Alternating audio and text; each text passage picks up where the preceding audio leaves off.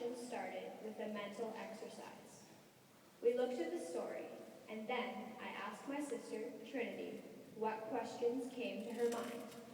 And after that, I asked her to answer her own questions.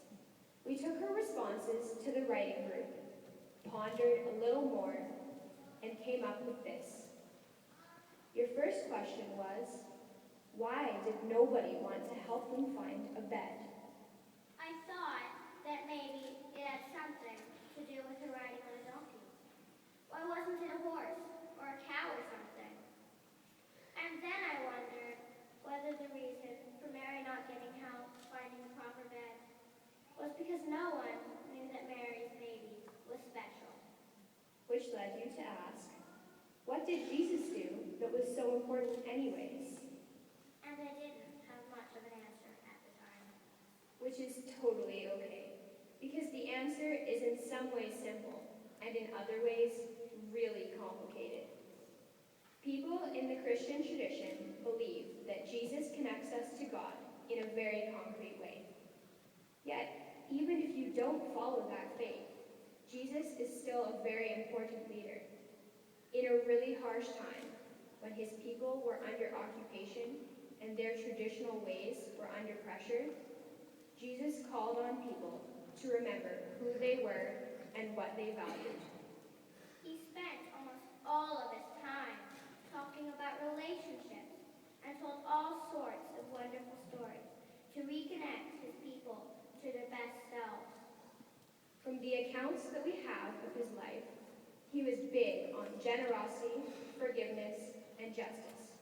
In junior school terms, he was a Virtues Project guy before there was a Virtues Project. He drew out of the people what they already had within them, but had somehow lost. Which ties into another question I asked about why King Herod would want to stop Jesus. And at the time, I said it was because Herod didn't want anyone else to be king other than him. He was jealous.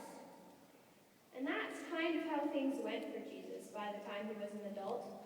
After spending a lot of time talking to people in the countryside about how they lived and what was important, he went into the big city, Jerusalem, and said some things that really challenged the established leaders. It wasn't only his inclusive words, it was his actions. He hung out with people whom others shunned because of illness. He broke bread with social outcasts. He upset tables and questioned the powerful. It came to a point where Jesus had to make a decision. He could side with those who wanted an armed struggle, Not his style.